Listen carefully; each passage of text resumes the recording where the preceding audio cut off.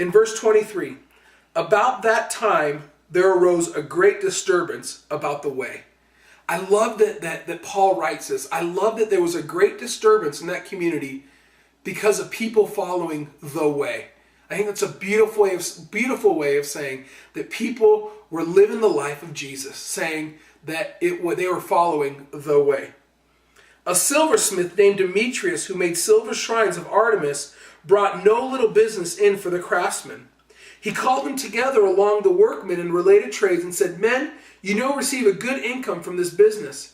And you see that here now this fellow Paul is convinced and led astray large numbers of people here in Ephesus, and particularly the whole province of Asia. He says that man-made gods are no gods at all. There is a danger not only that our trade will lose its good name, but also that the temple of the great goddess Artemis will be desecrated, and the goddess herself, who is worshipped through the province of Asia and the world, will be robbed of her divine majesty." It's really kind of this Demetrius fellow to want to look out for Artemis and the honor of Artemis.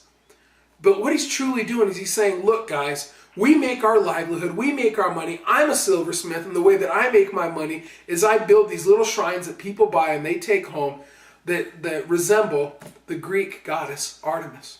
And he's saying there's this man named Paul who's talking about this idea of this man named Christ coming to this earth, and the gods that we follow are no gods at all. Now, fellas, if people start following him, then guess what? We are out of business. We're not going to be able to make any money. And this man Paul is making such a difference. People are turning away from their old lifestyle, following things that this man Paul is saying, to the point that they're not going to have any business to go to.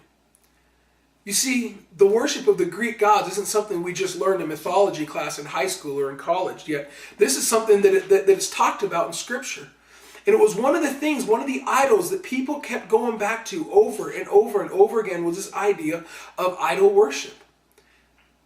And in that day and age, it was very well accepted. So when you hear Paul say things like, Christ is near to you, Christ raises you up to the heavenly realms, it speaks to the culture, because if you think about their culture, or if you think about the worship of the Greek gods, that the Greek gods lived on Mount Olympus and mortals lived on the earth. There was not interaction, that mortals could not go to Mount Olympus, and yet we didn't have any access to the gods. But you see, Paul comes and he says that you have been brought near to Christ, that Christ himself reached down and he raised you up in the heavenly realms. You see, in that day and age, that was a completely foreign thought.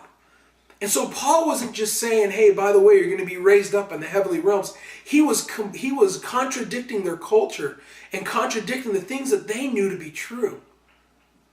And when you understand that type of history of the city of great power, of great wealth, of great influence, and great passion, and once you understand this city had all of those things wrapped up in one community, and you read the words of Paul when he talks about the power of God, you understand that Paul is challenging their idea of what true power is, as he talks about the power of Christ, making you a new creation. The old man is gone, the new man has come, and it's a beautiful, beautiful rendition of the gospel. As you go on in the rest of this story, after Demetrius and his buddies were worried about their trade, it says, when they heard this, they were furious and began shouting, "Great is Artemis of the Ephesians!" Soon the whole city was in uproar. People seized Paul and his traveling companions from Macedonia and rushed as one man into the theater. And so there's riot occurs, and they grab Paul and they grab his friends and they take him to the theater, and this huge riot happens. And people are shouting, "Great is Artemis of the Ephesians! Great is Artemis of the Ephesians!" And they wanted to kill Paul and his friends. And yet a man stood up and said, look, there's no real charge against these men. If you do anything, that you're going to be charged with rioting, and you're going to be in the wrong. And so this great disturbance had happened in the city of Ephesus because a missionary couple of two people said yes to God. They went to the city of great cultural influence, and they went to the city and they preached the gospel. They preached the gospel to a group of people that were very passionate, to a group of people that desperately wanted to seek God, desperately wanted to seek truth. But for one reason or another, they were not living or understanding the power that Christ gives them. And you see, that's not too different from our day and age, is it?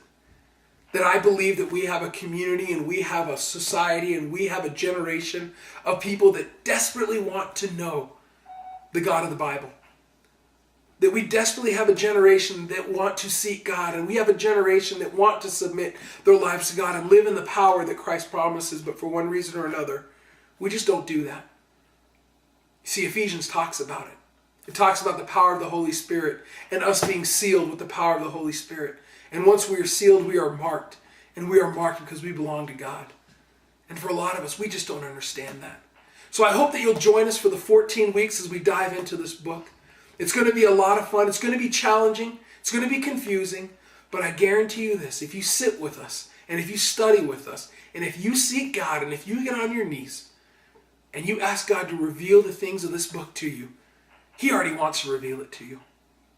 So again, hope you join us. We have one challenge for you throughout the course of these next 14 weeks, and this one challenge is this, that you will spend every single week, you will read the book of Ephesians at least once. For 14 weeks, you will read these 6 chapters at least one time. And as you do that, and as we dig through this verse by verse, chapter by chapter, thought by thought, principle by principle, once we build upon what we learn, I know that God is going to reveal some great things to us. So thanks so much for journeying with us. We love you.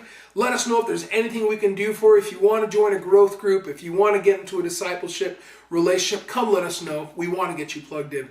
We love you so much. And as always, make sure you make a difference.